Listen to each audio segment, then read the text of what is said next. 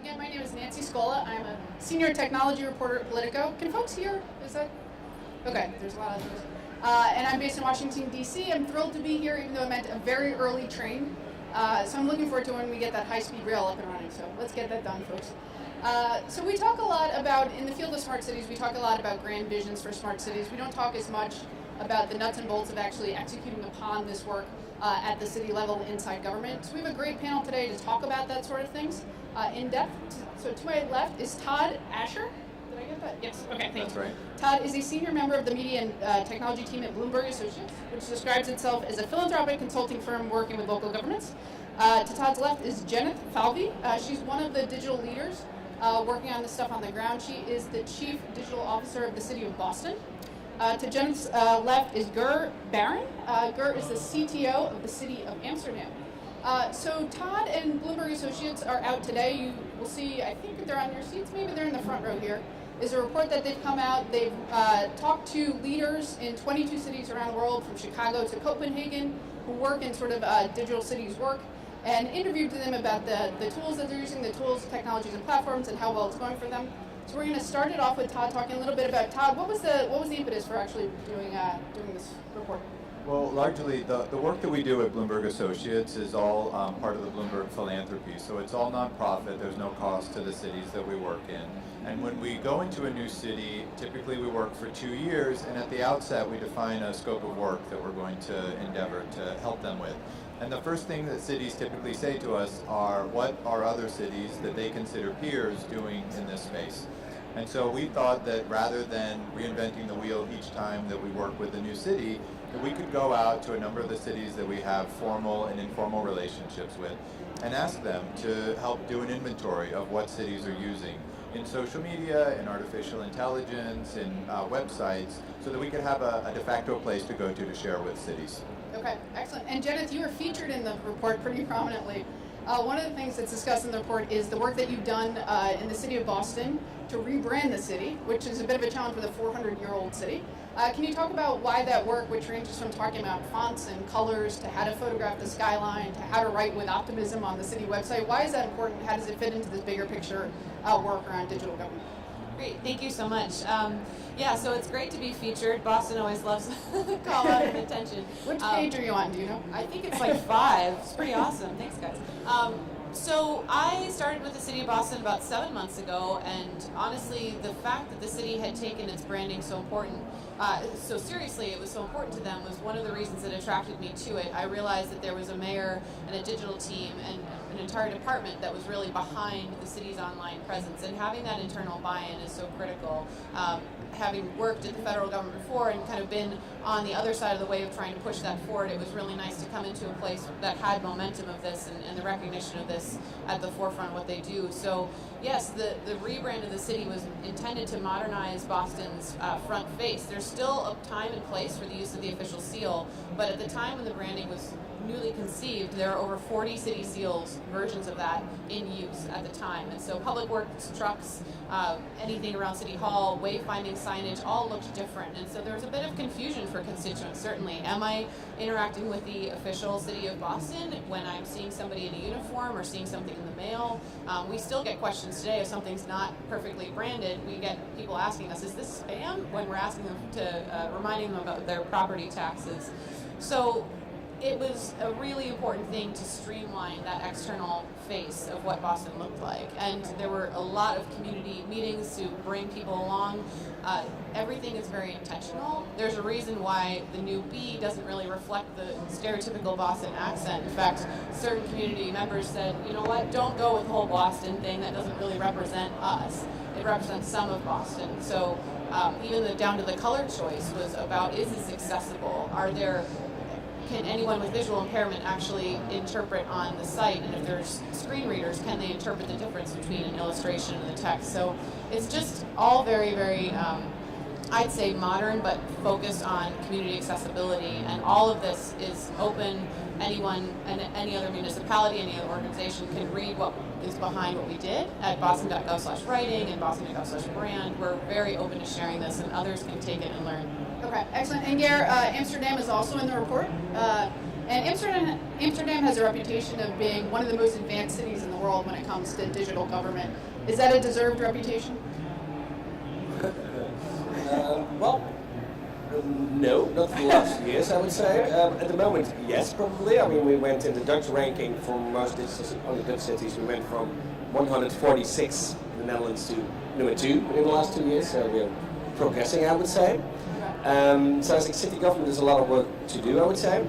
But I think we're doing a lot of work at the moment, and I think we're making big steps. Okay, what are you most proud of when it comes to the digital government? Well, a few things basically. I mean, I would say when it comes to online service in terms of people interacting with us, basically we now are more and more proactive in giving answers to people. So when people complain on Facebook, Twitter, etc., we start to push answers to where it's relevant, basically. In terms of when there are events in Amsterdam, we have a link to applications that relate to the event, basically pushing traffic information, etc., based on what we see happening in real-time information, social media, people complaining, etc.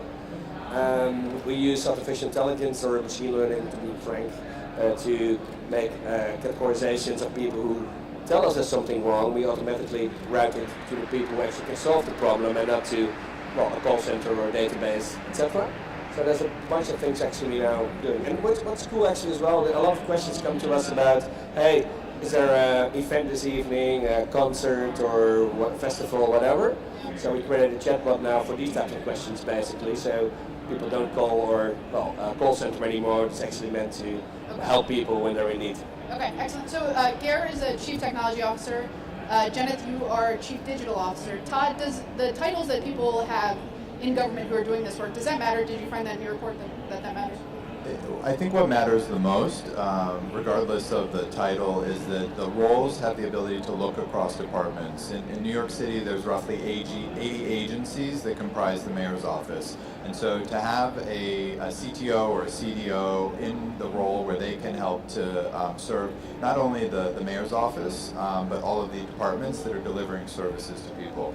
And I think in the case of Ger as CTO and Jeanethe as CDO, they do that. We also have Bob Bennett here today, who's Chief Innovation Officer for Kansas City. So there's different incarnations of the role. And actually in the report, you can see a list of all of the different digital roles in each of the 22 cities. And you can find it at bloombergassociates.org/citytools or pick up a copy. Okay, and Ger and Jeanethe, do your titles reflect the work that you actually do?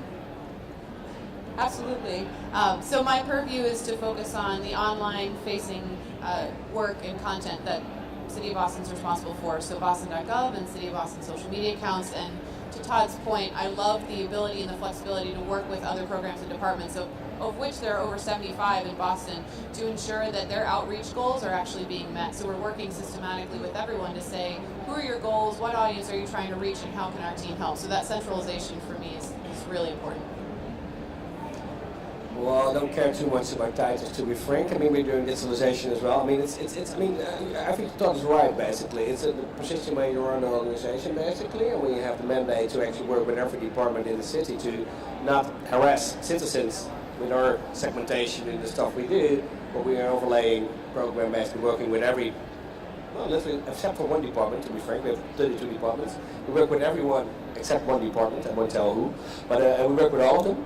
And I think that's the way forward, basically, because this is not about, I mean, we're in transition, we need a new type of government. I mean, traditional government is organized, well, according to the principle of the Industrial Revolution, paper streams going up to the mayor making a decision, etc. But in the digital age, it's about, it's about distributed networks, it's about smart, quicker feedback loops, about professional civil servants who can make decisions themselves, possibly. So we need to redesign actually the whole government, from my perspective, and I don't care too much what's the job title you put into it, but it's digitalization is the driver behind it, but it's also about partnerships, it's also about, well, design, I would say. So design officer, in terms of CDO, would be very nice as well to have aboard, and actually maybe the digitalization officer is also a design officer, I would say. Yeah, okay. Jeanethe and Ger, and I'll get to you in a second, Todd, if you had the chance to hold the job title that you currently have, not to obsess about job titles, but on the federal or national level, would you take it? President. Which nation? Yeah. That's perfect segue. One on your passport. So, I will say that the benefit of it again is having a digital team ensures that you can really put your best foot forward for your constituents. So wherever that responsibility lies, I would absolutely take that role on, and I love the fact that I can actually help other programs and departments teach them how to fish instead of doing it all for them and really putting best practices forward. And that's really what we're asking the public to have a command center often to follow everything a city's doing. If you've got every program and department on social media or having their own website and their siloed presence, I would never want to be part of that decentralized system. So if I can help centralize it, I would be thrilled. Actually, I'm a big fan of decentralization. So I would say no, I wouldn't work for the national government. I strongly believe that municipalities are the front door for citizens to access all the government, and the government actually in the end will be a cloud with services included in it. And I strongly believe you want to be as local as possible with municipalities, or actually they're there, so let's use them. And I see this our role from a city perspective to make sure we make sure people have access to national services as well, because there's not a single citizen who actually knows what ministry actually does what and when and whatever. I mean, except for the tax people probably. So and I would say we're the front door to the government, we're a national government, but the design starts at the front door and not from the top down. Todd, when you're putting together the report, what is one city or multiple cities, what are they doing that you found the most exciting, even if it's something that's still a work in progress and still is a way to go? I think all of the projects are interesting on their own merits. I think we were very impressed with what Boston's done in terms of design, and I think to Ger's point, having somebody that can be focused on design and usability is very important, and a lot of cities don't have the luxury of doing that. We also like what cities were doing in the areas of artificial technology. So in the US, Denver is doing a lot of work. In Amsterdam as well, they're doing preliminary work around artificial intelligence. And I'm sorry to interrupt, but what does that look like in a city context? So for a lot of cities, it has to do with chatbots and being able to communicate with residents in a more efficient ways for call centers and other interactions with the public. Paris is doing a number of open platforms so that citizens can vote on what it is they want their city to spend the money on. So 5% of the city's budget is part of the participatory budget program, and 100,000 people, French Parisian residents, voted on how their money would be used. And it's everything from entrepreneur funds to helping children, the elderly, the homeless. So you have a very sort of active way of involving the public.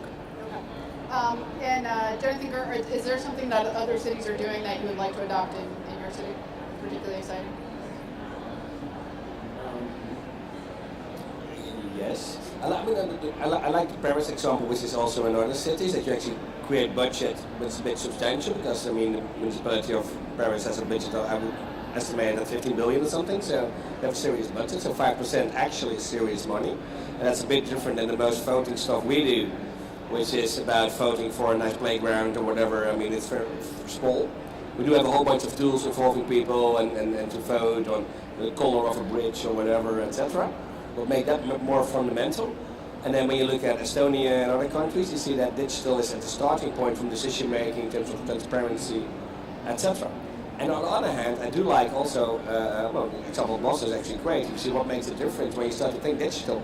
You look at Boston.gov and everything, and you made quite a big difference within the last years. So seriously, you see the difference when you put the right people in the right place. Okay. Jeanethe, you can't say yourself. No, actually, I'm going to say Amsterdam. Okay. I'm really excited about the thought, and there's a reason this hasn't been done yet, because it's a big, hairy, scary goal, but to have a digital account for constituents, to be able to log in and see past transactions they have at the city, past records, past accounts. It's just crazy to me that we're asking our citizens to go through hoops to renew a dog license and pay their property tax in different transactional ways. So right now, Boston's actually, this is a skeleton in our closet, Boston.gov looks great, but there are nearly 80 transactional experiences that are happening on some of our legacy systems that all has to do with the give and take of data with our constituents. To have that be in one place, centralized, I do really look to Amsterdam and other places that have been able to pull that off. And the next step in that will be that you only ask for the relevant information. So when you would apply for welfare in Amsterdam, you need to fill out a form with 86 lines in it. And actually we only need to know, do you live in Amsterdam? Or is your age between 18 and 67? And don't you have any savings and no income? You don't even need to know your address. Why? I mean, we don't need to know your exact age, if you're men or women or whatever. We don't need to know. And so the interesting thing is we keep asking information and we make it a problem that our administration sucks. Actually, we make it a problem of people in the city filling it out again and again and again. So it's getting, I would say, single log on is very common for every organization in the world except for the government. Okay. We only have a couple minutes left, and so I'm going to ask a lightning question in the context of our lightning talk. We recently had an example of digital government that didn't go so great in Hawaii. I know it's a state, not a city, but in January they sent out an alert saying that a missile was inbound to Hawaii. It took them a bit amount of time to let citizens know that it in fact was not going to hit their state. What went wrong there? Todd, I want to ask you, is that something that gives you pause when you think about the tools that are newly in the hands of people working at all levels of government, that they could send out an alert like that? And then just so you can prep, could that happen, maybe not that exact example of a missile, but could something that disastrous happen in your city? So Todd, could you? So hopefully that doesn't happen anywhere again, but I think if you look at what happened in that particular instance, a lot of it was user interface. And so the operator had a screen where the text was truncated and there were multiple choices for them to push for various alerts, and they accidentally hit an alert that was just one off of the one that they wanted, and of course, it had a catastrophic result. And the ability to rectify it was slow. I think it was 35 minutes or something, 38 minutes before an alert went out. So part of what we do is helping to build systems, helping to do training so that people know the proper protocols that go through. Okay. But I think the idea of why Boston is important, having somebody that can look at user interface and make smart tools that are simple for people to use is very important. Okay, Jeanethe, you can very quickly, could that happen in Boston? I hope not. Okay. We're working with actually Code Red. I guess that's going to be a vendor shout out, but we are working with our Office of Emergency Management to be extremely proactive and getting ahead of what could happen. Everything from dealing with winter, which comes every year, shockingly, in Boston, to getting ready for something more serious. So we actually have pre-designed graphics and pre-ready content to go out on Code Red, but also our social media channels to get ahead of it. And ideally, as we are working on that interface to make sure that doesn't happen. Okay, excellent. Good. Well, actually, North Korea is too far away. Iran is actually pretty close, so it makes it maybe relevant. But no, obviously, things go wrong the whole day, basically. I mean, the interesting thing is that you need to contain the stuff that go wrong, because you need to think when you start doing stuff differently, what will we do when things go wrong?